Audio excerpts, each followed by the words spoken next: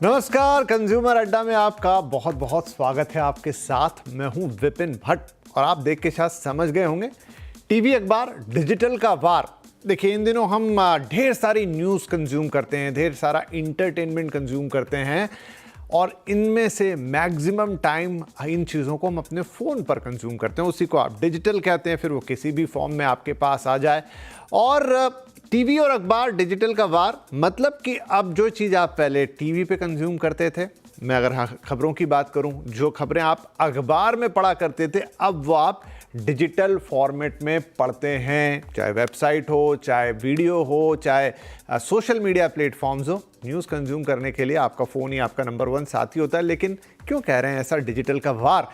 दरअसल देश के जो सूचना और प्रसारण मंत्री हैं अश्विनी वैष्णव साहब, नेशनल प्रेस डे का मौका था और उन्होंने 3-4 चीज़ें कही उसको लेकर, खास तौर पे जब डिजिटल और कन्वेंशनल मीडिया की बात आती है, जो इस समय बहस का मुद्दा बनी हुई है, बहुत चर्चा हो रही है इस पर। अगर आपने नहीं सुनी या मिस कर गए तो यहाँ आप सुन लीजिएगा, लेकिन बड़ा इंटरेस्टिंग है सब कुछ। वो कह रहे हैं, एक तो उन्होंने बड़ी चिंता जताई, फेक न्यूज़, गलत जानकारियाँ सोशल प्लेटफॉर्म या डिजिटल प्लेटफॉर्म पे, ये तो सबसे बड़ा खतरा है। कन्वेंशनल मीडिया के साथ वो सब कुछ फैक्ट चेक करके आता है, लेकिन सोशल पे या डिजिटल पे फैक्ट चेकिंग में थोड़ा प्रॉब्लम है। रेवेन्यू, ये एक बहुत इंपॉर्टेंट पॉइंट किया है और आज हम इसी पर आगे चलते हुए बड़ी बातचीत करेंगे। रेवेन्यू में टीवी अखबार का हिस्सा, बहुत सारा हिस्सा डिजिटल खा जा रहा है। उनका कहने का क्या मतलब है, अभी हम आगे आपको और एक्सप्लेन करेंगे, लेकिन ये चिंता दूसरी उन्होंने जताई। उन्होंने इनको अपनी 4 चिंताएं कहा।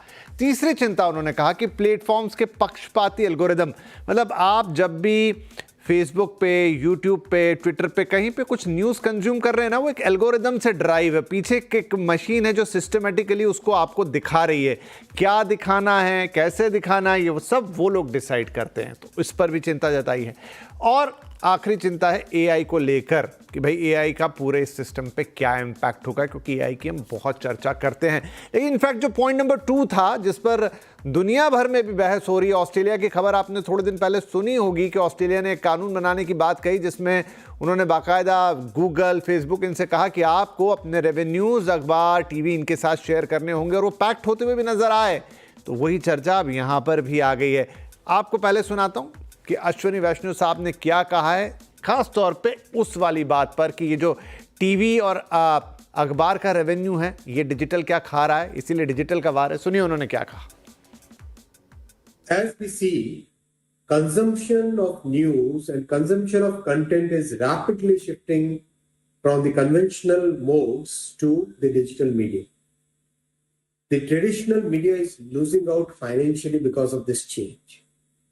The investment done in creating a team of journalists, training them, having editorial processes, having methods to check the veracity of news, taking the responsibility for the content, all those investments, which are huge investments both in terms of time and money, those are becoming irrelevant by the way the platforms are having a very unequal edge in terms of the bargaining power they have vis-a-vis the conventional media.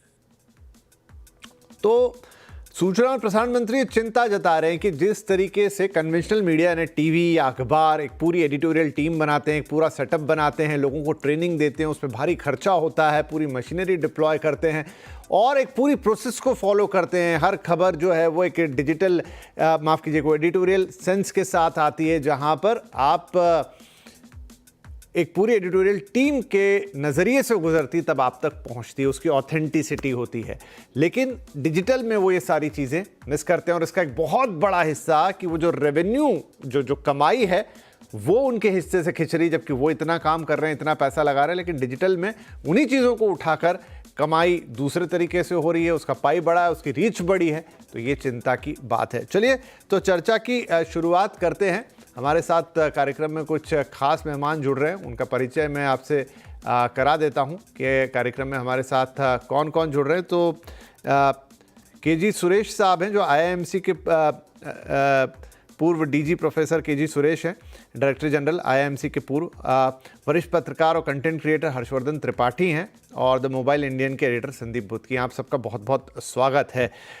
तो सुरेश साहब, पहले मैं आपके पास ही आता हूं। जो वैष्णव साहब चिंता जता रहे हैं, वो कितनी बड़ी है, उसके कुछ एक उदाहरण दुनिया भर में अभी हमने हाल फिलहाल में देखे हैं, लेकिन जब भारत के परिप्रेक्ष्य में बातचीत कर रहे हैं, कितनी बड़ी चिंता है ये? देखिए, ये म्यूचुअली जो है एक सिम्बायोटिक रिलेशन है।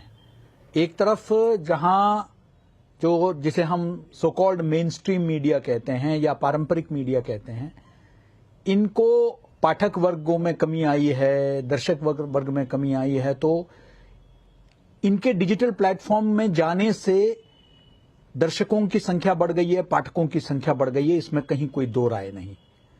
लेकिन उस कंटेंट का पूरा फायदा, जिसमें कहीं कोई रिइंबर्समेंट नहीं है, एक ऐसा मॉडल इस वक्त चल रहा है जहां जितने बड़े डिजिटल प्लेटफॉर्म्स हैं वे आज ये लाभ उठा रहे हैं उस कंटेंट का जो पारंपरिक मीडिया तैयार करके परोस रही है। मैंने जैसे कहा कि इसका लाभ निश्चित ही रीच में हुआ है जो पारंपरिक मीडिया का, लेकिन उसका यह मतलब भी नहीं है कि सारा का सारा फायदा जो है, जिसके बारे में सूचना प्रसारण मंत्री ने चिंता जताई है और जिसका जैसे आपने कहा कि अन्य मुल्कों में भी बहुत ही एक चर्चा का विषय बन चुका है, कई निर्णय भी हो चुके हैं जहां निर्देशित किए जा चुके हैं कि आपको इसका मुआवजा देना पड़ेगा।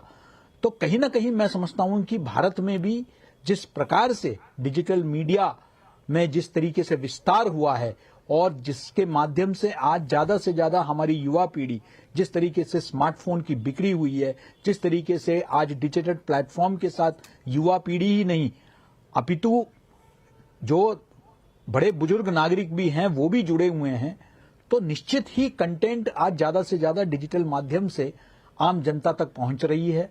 तो ऐसे में क्या बाकी जो पारंपरिक प्लेटफॉर्म हैं वो जो खर्चा लगा रहे हैं, वो जो पैसा लगा रहे हैं, जो निवेश कर रहे हैं, चाहे वो शोध में हो, चाहे वो वर्कफोर्स में हो, चाहे वो फैक्ट चेकिंग में हो, क्या जो पूरे एडिटोरियल प्रोसेस है, क्या उसका लाभ उनको नहीं मिलना चाहिए? कि ये एक तरह से जिसे हम पहले कहते थे कि बंधुआ मजदूरी का काम तो नहीं कर रहे हैं पारंपरिक मीडिया, डिजिटल मीडिया का, इस पर भी विचार करने की आवश्यकता है। जी जी। अभी हर्षवर्धन त्रिपाठी, संदीप बुद्ध की दो मेहमान हैं हमारे साथ ऐसे जो एक समय में कन्वेंशनल मीडिया में काम कर चुके हैं और आज डिजिटल मीडिया का भी हिस्सा हैं, कन्वेंशनल का भी हिस्सा हैं, तो बड़ा अनुभव रखते हैं इस बारे में। हर्षवर्धन जी, थोड़े समय पहले ही ऑस्ट्रेलिया से इस तरह की बहुत खबरें थी, नया कानून जिसमें और बाकायदा उसका इम्प्लीकेशन हो, उसके पहले ही गूगल और फेसबुक जैसी कंपनियों ने बड़े बड़े डील्स किए वहाँ पर मीडिया कंपनियों के साथ। तो एक बड़ा ज्वलंत उदाहरण है ऑस्ट्रेलिया पूरी दुनिया के सामने। उन्होंने भी कुछ देखा होगा, समझा होगा, बड़ा देश है, कम आबादी है, लेकिन इस मामले में थोड़ा जागरूक निकले। क्या लगता है कि ये एक सही अप्रोच है कि आप इस तरीके से कन्वेंशनल मीडिया का हिस्सा नहीं छीन सकते? ठीक है, डिजिटल ने जिस तरीके से अप्रोच बनाई, जैसा प्रोफेसर साहब ने भी कहा कि उससे रीच बढ़ जाती है, लेकिन ऐसा करके तो आप किसी और की मेहनत को शायद दबा जाते हैं। देखिए विपिन जी, सबसे पहले तो ये कि सूचना प्रसारण मंत्री जी ने चिंता जाहिर की तो उनको कुछ बताना भी चाहिए था। सिर्फ चिंता जाहिर करके चल देना सरकार और मंत्री का काम नहीं होता है, वो तो कोई भी कर लेगा। तो अश्विनी वैष्णव जी को थोड़ा इसके आगे की बात करनी चाहिए थी, क्योंकि ये चिंता तो आज की है नहीं, 10 साल की ये सरकार भी हो गई। सूचना प्रसारण मंत्री के तौर पर जो एक्ट होना चाहिए उसमें क्या किया, IT एक्ट में क्या किया, अब उसके 2-3 अलग अलग पहलू हैं, लेकिन सबसे पहले तो इसी पर बात कर लें।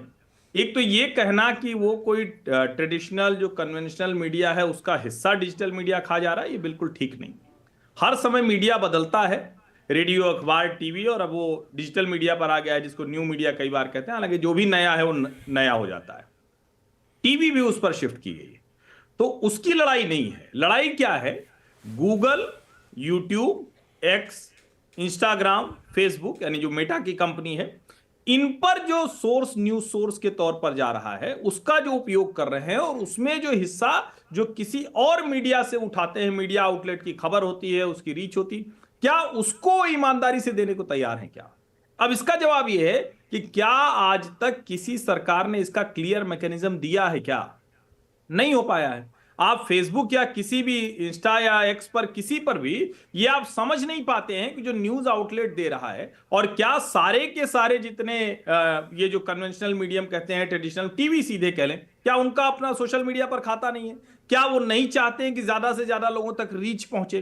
तो ये दरअसल म्यूचुअल रिश्ता है। इस रिश्ते को अगर हम एक दूसरे से लड़ने के लिहाज से देखेंगे तो शायद उसका कोई काम हो नहीं पाएगा। न तो आज उन सोशल मीडिया के बिना इस ट्रेडिशनल मीडिया का काम चलेगा, और अगर ट्रेडिशनल मीडिया नहीं होगा तो सोशल मीडिया को जो इनपुट मिलता है वो नहीं मिलेगा। अब वो जो इनपुट है उस पर जो पैसे खर्च होते हैं, तो यहां अगर पैसे खर्च हो रहे हैं रिसर्च में, यहां रिपोर्टिंग में, यहां दूसरी चीजों में, तो वहां किस पर खर्च हुआ? टेक्नोलॉजी में वहां खर्च हुआ है, जो पूरा आपको स्पेस दे दिया, इतनी बड़ी ऑडियंस दे दी। कोई भी टीवी चैनल अगर वेब पर नहीं होता तो वर्ल्ड वाइड ऑडियंस उसको नहीं मिल सकती थी। और जिसको मैं अक्सर अपनी जो स्पीच होती है या कहीं मैं लेक्चर देने जाता हूं, क्योंकि देश के हर विश्वविद्यालय में मेरा रेगुलर नियमित तौर पर आना जाना होता है छात्रों के साथ, कोई विश्वविद्यालय ऐसा नहीं जहां नहीं गया, तो मैं एक बात उनको समझाता हूं, ये डेमोक्रेटाइजेशन ऑफ मीडिया और डेमोक्रेटाइजेशन ऑफ सोसाइटी है। यानी उसी सोशल मीडिया ने ये किया, जो मेन स्ट्रीम मीडिया है उस पर दबाव भी बनाया कि वो थोड़ा राइट टाइम हो जाए। अब ये दोनों के बीच का संतुलन करेगा कौन? जाहिर है जब उन कंपनियों ने पैसा लगाया था, अब उनकी जो कहते हैं ना कि थोड़ा अच्छे से चारा खिलाया, अब उसकी दूध दूहने की बारी है, तो वो डिजिटल कंपनियां कर रही हैं। यहां आती है सरकार। सरकार का काम है कि वो ऐसे रूल्स रेगुलेशन बनाए जिसमें एक तो सबसे पहले ट्रांसपेरेंसी आए और उस आधार पर कुछ हिस्सेदारी बटे। एक और जरूरी बात मैं कह दूं, अभी इन जो सोशल मीडिया प्लेटफॉर्म्स पर आप देखेंगे बड़ा हिस्सा कंटेंट का वो इन मीडियम से अलग आ रहा है, जिसको हम सिटीजन जर्नलिस्ट कहते हैं, जिसको हम कहते हैं कि इंडिपेंडेंट कोई काम कर रहा है, उसका किसी मीडिया से कोई लेना देना नहीं है। बेगूसराय में कोई एक खबर आई, उसने वहां से छाप दिया, एक्स पर आई या फेसबुक पर आई, वो किसी और की मेहनत नहीं है, उसको भी इच्छा है कि वो वहां तक पहुंचे। तो ये बड़ा कॉम्प्लेक्स सा रिलेशन है, सरकार को मैकेनिज्म डेवलप करना होगा और उसके लिए सबसे जरूरी ट्रांसपेरेंसी।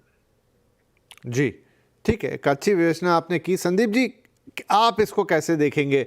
रेवेन्यू और ये तमाम चीज़ें एक बात है, जैसे उसमें मंत्री जी ने और भी चीज़ें वहाँ पर शामिल की कि एक उनकी चिंता है कि फेक न्यूज़ वाली, न्यूज़ की ऑथेंटिसिटी वाली और तमाम और चीज़ें जो इसके साथ में जुड़ी हुई हैं। और ये हम सब लोग भी जानते हैं कि न्यूज़ जो एक ऐसी चीज़ है जो बहुत सेंसिटिव है, खबर किसी को देना, उसमें विवेक तो आपकी कितने कैसा विवेक है, आप कितने बायस है नहीं है, बहुत सारे सवाल हो सकते हैं, लेकिन वो काम एक जिम्मेदारी वाला काम है। क्या सोशल मीडिया वाले माध्यम से वो जिम्मेदारी वाला हिस्सा मिस हो जाता है? राइट। सो सबसे पहले बात कर लेते हैं, हम जब जर्नलिज्म में घुसे थे तो सबसे पहले हम लोग ने बहुत सारों ने जर्नलिज्म के कोर्स में दाखिला लिया, और उधर सबसे पहली चीज जो हमें फर्स्ट ईयर में समझाई गई थी वो थी 5 Ws 1 H, who what when where how. इस चीज पे पूरी न्यूज बनी जाती है कि न्यूज में ये सब चीजों के पहलू को अगर आप आंसर कर सकते हो तो कम न्यूज। अब क्या हुआ, धीरे धीरे न्यूज आगे बढ़ी, टीवी के बाद हमारे पास नया मीडियम्स आने लगे, प्लेटफॉर्म्स आने लगे। कंटेंट वही था, कंटेंट है न्यूज के लोगों को जागरूक करने के लिए क्या इंफॉर्मेशन देनी है, या लोगों को समझाने के लिए क्या इंफॉर्मेशन चाहिए, या कोई भी गतिविधि हुई है उसकी इंफॉर्मेशन लोगों को पहुंच जाए। सिर्फ प्लेटफॉर्म चेंज हो रहे। पहले टेरेस्ट्रियल नेटवर्क था, यानी कि वो जो घर के एंटीना थे ना ऊपर, जो लोग कभी साइकिल का रिम लगाते थे और ऐसे ऐसे हिलाते थे कि सिग्नल दिख जाए, दूरदर्शन दिख जाए, बाकी चैनल दिख जाए, और फिर केबल टीवी आया। उसके बाद आपके पास सोशल मीडिया के प्लेटफॉर्म्स आ गए, जिसमें ट्विटर हो गया, फेसबुक हो गया, यूट्यूब हो गया, सब कुछ हो गया, प्लेटफॉर्म बहुत सारे अनगिनत आ गए। लेकिन अब जो प्राइमरी लेवल पे देखिए डिफरेंस क्या आ रही है, अभी भी ट्रेडिशनल मीडिया 5 Ws 1 H वाला प्रिंसिपल फॉलो कर रहा है, और जो न्यू मीडिया है जो खाली इंडिविजुअली ड्रिवन हो रहा है, वो लोग फॉलो कर रहे हैं 2 W के प्रिंसिपल। बाकी सबको कह दिया भैया आप लोग हो जाइए साइड में। वो W क्या है? व्हाट, क्या घटना घटी, क्या इंफॉर्मेशन है, उसके बाद व्हाट आई थिंक, मेरी ओपिनियन क्या है। यानी कि जर्नलिज्म में टेक्निकली जब न्यूज को हम देते हैं, हम कहते हैं किसी भी जर्नलिस्ट को, ऑन ग्राउंड रिपोर्टर को, या किसी भी एंकर को अपनी ओपिनियन नहीं देनी चाहिए। वो बताए कि क्या घटना घटी है, यानी कि ओपिनियन को करिए माइनस और बढ़ावा दीजिए, यानी कि प्लस करिए कंक्रीट इंफॉर्मेशन के, जो सोर्स बेस्ड हो सकती है। आपके बंदों, आपने जब ग्राउंड रिपोर्टिंग कर रहे हैं वहां से आपको पता लग रहा है, और उसके बाद कंज्यूमर को सोचने दीजिए, रीडर को सोचने दीजिए, व्यूअर को सोचने दीजिए कि इसके बाद हम क्या आकलन करते हैं या हमें क्या समझ में आता है। लेकिन इसके बीच में एक और चीज हो रही है कि एक मूवी आई थी जिसमें विद्या बालन हीरोइन थी, आपको भी याद होगा, जिसमें एक बड़ा फेमस डायलॉग होता है, एंटरटेनमेंट एंटरटेनमेंट एंटरटेनमेंट। अब क्या हो गया है कि आजकल कंटेंट जनरेशन में एंटरटेनमेंट का थोड़ा सा डेफिनेशन चेंज कर दिया है, क्योंकि इधर आपको पॉलिटिकल जर्नलिस्ट मिलेंगे, टेक्नोलॉजी जर्नलिस्ट मिलेंगे, ऑटो जर्नलिस्ट मिलेंगे और डिफरेंट स्पेयर के जर्नलिस्ट मिलेंगे। वो कहते हैं कि हमारा कंटेंट होना चाहिए या तो वाव फैक्टर या कि शॉक फैक्टर, यानी कि दो एक्सट्रीमेंट्स। इस पे कंज्यूमर्स का बेट बन जाता है, वो कंज्यूमर्स क्लिक करेंगे। अब इस पे जो मिनिस्टर कह रहे हैं कि हमें जो ट्रेडिशनल मीडिया उनको सपोर्ट देना चाहिए, ये जरूरी। सबके सब बाकी लोग तो बाकी डब्ल्यूज तो भूल गए हैं, खाली 2 डब्ल्यूज से याद रखें, एच भूल गए हैं। और ये ऐसा नहीं है कि हिंदुस्तान में आप बात उठ रही है कि बहुत उठाए मिनिस्टर ने, बहुत नई बात है। ऑस्ट्रेलिया, यूएस, न्यूजीलैंड, इन सब जगहों पे इस चीज से बात हो चुकी है और कानून तक लागू हो चुके हैं, जहां पर फेसबुक हो, यूट्यूब हो, उनको रेवेन्यू शेयर करना पड़ेगा बेटर तरीके से ओरिजिनल कंटेंट के थ्रू, क्योंकि बाकी सब तो ज्यादातर जो हो रहा है रिपर्पस हो रहा है ना। एक चीज बन चुकी है, एक चीज की छानबीन हो चुकी है, जिसको हिट नहीं मिले। नंबर तो वही रहता है कि 1000 व्यूज आए, 500 व्यूज आए, लेकिन उन्होंने रिपर्पस ऐसा कर दिया, उनका फेस वैल्यू ऐसा है, उनका चैनल का पुल ऐसा है कि वो 1 मिलियन 2 मिलियन हिट कर रहा है। तो रिप्रपोजिंग करके वो लोग अपना कंटेंट बेच पा रहे हैं, और साथ ही साथ वो लोग अपना जो पावर है उसको यूज करके ये भी बोलते हैं, अगर देखो हम इसका फॉलोअप कर सकते हैं, अगर आप ये नहीं दोगे तो ऐसा होगा, ऐसा कर लेते, कोई डील कर लेते हैं।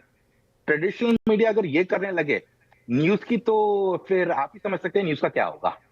नहीं, बहुत सारी चीज़ें हैं इसमें इन्वॉल्व। आपने जैसे कहा कि ओपिनियटेड वाला एक वो बहुत बड़ा इशू है, साथ में यहाँ पर एक सिंगल पर्सन ओरिएंटेड है। मतलब मुझे ऐसा लगता है जो डिजिटल प्लेटफॉर्म है वहाँ पर एक इंडिविजुअल से लोगों का कनेक्ट बनता है, जबकि एक ट्रेडिशनल मीडिया प्लेटफॉर्म एक कंपनी है जहाँ कोई एक इंडिविजुअल उतना आगे नहीं है। फेस हो सकता है लेकिन एक पूरी की पूरी सिस्टम काम करती है। तो ये एक डिबेट रहेगी। एक छोटा ब्रेक लेता हूं मैं यहाँ पे, लेकिन ब्रेक के बाद जो मेन ये रेवेन्यू वाला पार्ट है, क्योंकि यहाँ पर अभी हर्षवर्धन ने भी कहा कि यहाँ सरकार को कुछ करना होगा, ऑस्ट्रेलिया में कुछ कर दिया, ईयू में कुछ हो रहा है, तो फिर यहाँ बात तो हो गई, होगा क्या? एक छोटा ब्रेक के बाद बातचीत जारी रहेगी।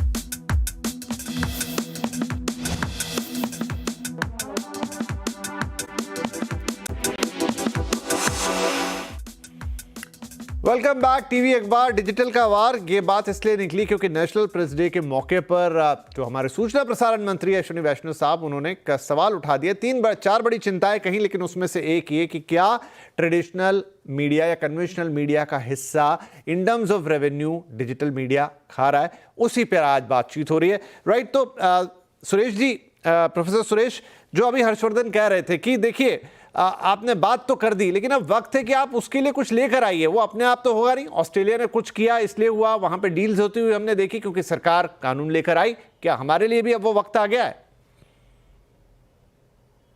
नहीं, बिल्कुल। देखिए, जैसे हर्षवर्धन जी ने कहा, वे स्वयं भी यूट्यूबर हैं। मैं ये नहीं कह रहा हूं कि इस वक्त यूट्यूबर्स या ब्लॉगर्स या बाकी लोग जो हैं इंस्टाग्रामर्स पैसा नहीं कमा रहे हैं। सोशल मीडिया इन्फ्लुएंसर्स अपने लेवल पर पैसा कमा रहे हैं। यहां तक कि हाल ही के चुनाव में हमने देखा कि मल्टीपल विंडो स्टूडियो जैसे स्टूडियोज होते हैं टेलीविजन चैनल के, ऐसे स्टूडियो रखकर कई यूट्यूबर्स ने जो है अपना चलाया। तो उनको सुविधाएं भी मिल रही है, उनको संसाधन भी मिल रहे हैं, उनका लाभ हो रहा है। लेकिन सवाल अनुपात का है कि आप जितना कंटेंट पर, रिसर्च पर, बाकी इसमें कहीं कोई दो राय नहीं कि इसमें जो है टेक्नोलॉजी का योगदान है और उसमें जो है, लेकिन पहला सवाल तो यह है कि क्या अनुपात, यानी कि क्या 80-20 का अनुपात है क्या, जहां आप 20 दे रहे हैं और 80 अपने पास रख रहे हैं? सवाल यह है, बड़ा सवाल यह है, क्या उसमें एक न्याय हो सकता है, उसमें एक संतुलन हो सकता है? पहला सवाल ये। दूसरा, ये जो सर्च इंजन ऑप्टिमाइजेशन है, ये जो मैकेनिज्म है, उसमें आप एल्गोरिदम्स को इस तरीके से मैनेज कर रहे हैं कि आप तय कर रहे हैं कि आप भले कितना भी निवेश कर लें, आप तय करेंगे कि किसको कितना रेवेन्यू, यानी कि किसको कितना रीच होगा, किसको डाउन करना है, किसको अप करना है। इस पर कोई कंट्रोल जो यूट्यूबर्स है, सोशल मीडिया यूजर्स हैं, उनका कहीं कोई कंट्रोल नहीं है। जो कंटेंट दे रहे हैं ये तय करेंगे वो। अगर वो उनके पॉलिसी के हिसाब से है तो फिर मैं बहुत छोटी सी बात करता हूं कि अगर आपके नाम पर फेक आईडी किसी ने शुरू कर दिया और आपने शिकायत करी, तो उनका स्टैंडर्ड जवाब ये होता है कि it does not violate our community standards. अब आपका कम्युनिटी स्टैंडर्ड ये है कि लोग जो है फर्जी आईडी बनाएं और लोगों से पैसा उगाही करें, तो कोई नियमन तो होना चाहिए ना भाई। ऐसा तो हो नहीं सकता। अखबार के लिए प्रेस काउंसिल ऑफ इंडिया है, ब्रॉडकास्टिंग के लिए उनका अपना जो है व्यवस्थाएं हमने कर रखी है, कुछ स्वेच्छा से और कुछ सरकारी स्तर पर एनबीए है, नेशनल ब्रॉडकास्टिंग अथॉरिटी है, दुनिया भर की चीजें हैं। लेकिन कुछ तो होना चाहिए जहां मैं नियंत्रण की बात नहीं कर रहा हूं, मैं समझ गया आपकी बात सर। कहीं ओके, तो नियमन इन सब विषयों को लेकर रेगुलेशन की आवश्यकता है। ठीक है हर्ष जी, रेगुलेशन भी चाहिए और एल्गोरिदम वाली तो बात बहुत सही है एक सर्च इंजन ऑप्टिमाइजेशन के नाम पर, क्योंकि हमें नहीं पता। और इवन अगर आप इन्हीं मार्क जुकरबर्ग की बात करें या इन्हीं गूगल की बात करें, तो इनको तो अमेरिका ने संसद में खड़ा होकर ये कह दिया था कि आपके हाथ खून से रंगे, वो विषय दूसरा था। लेकिन ये पूरी ताकत किसी एक संस्था के पास है कि क्या फॉरवर्ड करूंगा, क्या आगे भेजूंगा, वो चाहे मीडिया, कन्वेंशनल मीडिया हो, चाहे डिजिटल मीडिया हो, जो लोग उस पर बना रहे हैं, कर रहे हैं, वो सब उसके आगे तो बेबस है। ये उससे भी बड़ा सवाल है। नहीं, मुझे लगता है कि ये बड़ा खतरा है। और भारत जैसे या दुनिया के जो भी ऐसे लोकतांत्रिक देश हैं, चूंकि भारत दुनिया का सबसे बड़ा लोकतांत्रिक देश है, तो उसकी चिंता ज्यादा बड़ी है। मेटा के ऊपर आरोप ही लगा था कि उन्होंने जो यूएस के इलेक्शंस थे उनको मैनिपुलेट किया था। जब जैक डोर्सी थे, उन्होंने डोनाल्ड ट्रंप को बाहर कर दिया। आप सोचिए, ये बात करते हैं कि ये creative freedom, freedom of expression, और आपने पूर्व राष्ट्रपति को ही सोशल मीडिया से आउट कर दिया, उनको अपना सोशल मीडिया चलाना पड़ा। वो एलन मस्क खरीदते हैं तो वो कह रहे हैं कि वो उनके साथ खड़े हो गए। भारत जैसे देश के लिए बड़ी चिंता क्यों? क्योंकि हमने इसका लोकतांत्रिकरण देखा। हमने देखा कि कोविड के समय में भारत के जो इंडिपेंडेंट लोग थे, इंडिविजुअल लोग थे, 6,800 करोड़ रुपया, ये एक साल की कमाई थी। जब कोविड में सामान्य रोजगार भी खत्म हो गया था तो लोगों ने वो काम किया। अब ये जो ट्रेडिशनल मीडिया, उसको पैसे वाला मसला वो थोड़ा दूसरा है, क्योंकि ये टीवी चैनल हो, अखबार हो, ये भी तो यूट्यूब पर जाकर अपना कंटेंट बना रहे हैं और उससे अपने जो मूल जो कहें ट्रेडिशनल मीडिया का विज्ञापन है उससे ज्यादा पैसे कमा रहे हैं। वो मसला छोटा है। मुझे लगता है अश्विनी वैष्णव जी को जिस तरफ ध्यान देना चाहिए, एक तो फेक न्यूज का मसला है, दूसरा जो लोगों का डुप्लिसिटी है, यानी किसी के कंटेंट को चुरा कर सेम टू सेम डाल दिया और उसका कोई आज तक मॉड्यूल डेवलप नहीं किया है। तो बड़े लोगों की बात नहीं कर रहा हूं कि मीडिया हाउस है, सामान्य का भी कंटेंट चुराया, वही कंटेंट थोड़ा सा करके एक दूसरे ने डाल दिया। तीसरा जो ज्यादा खतरनाक है, आपने लोकसभा चुनाव के दौरान देखा कि कांग्रेस की टीम ने क्या किया, अमित शाह के वीडियो को उसको एडिट करके डाल दिया। अभी इस चुनाव में भी वो ओ चंपाई वाला वो अमित शाह का वीडियो डाल दिया, जबकि वो सही नहीं था। उस पर रोक कैसे लगेगी? ये सरकार इतना कुछ झेल रही है 10 साल में, उसके बावजूद इन कंपनियों को घुटनों पर नहीं ला पा रही। एक डेमोक्रेटिक सेटअप के लिए ये बड़ी चिंता की बात है। क्या जब वेरिफिकेशन हो गया, किसी भी, क्यों आप वेरीफाई नहीं करेंगे? चलो पैसा लेके ही वेरीफाई कर दिया क्योंकि आपने मोनेटाइज कर दिया। उसके बाद क्या ये जिम्मेदारी उस सोशल मीडिया प्लेटफॉर्म की नहीं बनती है कि अगर हर्षवर्धन त्रिपाठी के नाम से कोई खाता है तो मैं जो भी अच्छा बुरा लिखूं उसका जवाब दे मुझे ठहराया जाए, और मेरे साथ साथ अगर उसको रोक नहीं रहा, मैं कोई गलत खबर फैला रहा हूं, अनइंटेंशनल हुआ तो मैंने उसको हटा दिया, लेकिन मैं जानबूझ के कर रहा हूं, तो सोशल मीडिया प्लेटफॉर्म और ऊपर इन दोनों कार्रवाई का नियम होना चाहिए। राइट, ये बहस और ज्यादा वक्त मांगती थी, लेकिन इस कार्यक्रम में तो समय समाप्त हो गया, मुझे भी पता नहीं लगा। लेकिन हाँ, ये बातचीत उठी और जैसा शुरू में आपने कहा कि ठीक है, बात हम कर रहे हैं, चिंताएं व्यक्त कर रहे हैं, लेकिन इस पर अब कुछ होना चाहिए, चाहे वो रेवेन्यू की बात हो, फेक न्यूज़ की बात हो, दोनों तीनों चारों जो एल्गोरिदम की बातें हों, एआई की बातें हों, क्योंकि बहुत बड़ा माध्यम है, बहुत लोगों को टच करता है, और जब टच करता है तो उसमें सेंस ऑफ रिस्पॉन्सिबिलिटी नहीं हट सकती है, उसमें फैक्ट्स नहीं हट सकते हैं, और साथ में रेवेन्यू वाली जो बातें हैं, कौन कितना योगदान कह रहा है, उसका भी ध्यान रखना होगा। और कुछ देशों में जब चीज़ हो रही है तो कुछ सोच समझ के हो रही होगी। चलिए, तो फिलहाल बहुत धन्यवाद आप सभी मेहमानों का। फिर इस पर और बातचीत होगी, शायद ये बात यहाँ नहीं रुकेगी, लेकिन आज के लिए समय समाप्त हो रहा है। बहुत बहुत धन्यवाद, नमस्कार।